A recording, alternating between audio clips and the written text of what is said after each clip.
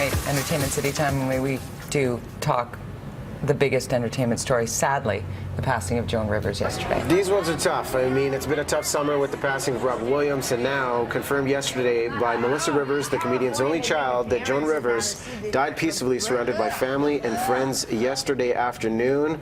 A piece of work. This is a phenomenal documentary that gives a glimpse of how difficult it is to be a successful comedian, but Joan was a fearless talent. She told it like it is, according to herself, and whether you loved or hated her style of comedy, it resonated, and she is being remembered in major ways. That documentary is must watch for everybody, because you look at this woman and you think, oh my gosh, she's fierce, she's unflappable, she'll say anything. Then you see the private side of her and how incredibly sensitive she was and how afraid to fail she was, and truly into her 80s, writing books and doing tours and doing comedy and being such a pro.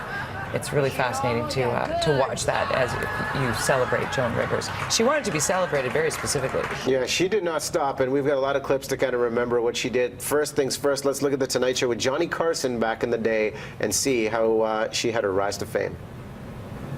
Has there been new additions to your person? Well, what I did, I put in what I had in '65. There's a lot of rubber in me tonight. See, I had some boobs. I had so much rubber in me, they erased what I had. Except, you know something? With age comes wisdom. Yes. You don't need big boobs to be feminine. Look at Liberace. I was so sad when those two had their acrimonious split. You know, and she was a popular guest co-host on The Tonight Show, then went on to do her own Tonight Show, or I should say Late Night Show, yeah, on Fox. Johnny Carson wasn't a fan of that, and now, you know, she did come back when Jimmy Fallon relaunched The Tonight Show with his own era. Johnny wasn't a fan because Joan didn't tell him first, and he made her. Very interesting part of that documentary as well. Yeah, but David Letterman definitely had some words to share about Joan's impact on the business. Talk about guts. And by the way, she was indefatigable. She would be on this show, she would be on all of the shows, and she would work about 300 dates a year. That's a lot of work. That's a lot of travel. And she would go out, and she was 81 years old out doing it. And funny today as she was when she first got into show business, and talk about guts. She would come out here and sit in this chair and say some things that were unbelievable. Yeah. Just where you would have to swallow pretty hard and twice. But it was hilarious, and she stood behind her jokes. She would. She'd make us all gasp and giggle at the same time. Joan Rivers was very specific on how she wanted her funeral to go. She planned for it all.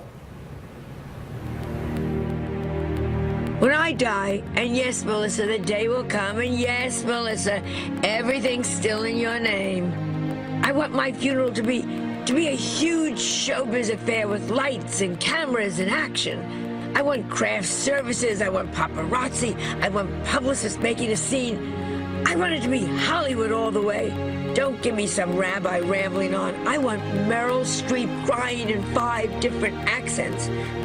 I want to look gorgeous. Better dead than I do alive.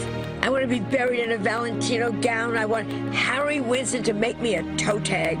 I want a wind machine so strong that even in the casket, my hair will be blowing more than Beyonce's on stage. So powerful. And I got to give kudos to Kyle Donaldson for pulling that clip down. And the fact that I remember in April, Kyle said to me, he's like, hey, Joan's coming to River Rock. You should go see her. This could be the last time. You just never know. And she was amazing. At 81 years old, still amazing, still razor sharp with her delivery on stage. We will miss her. We definitely will.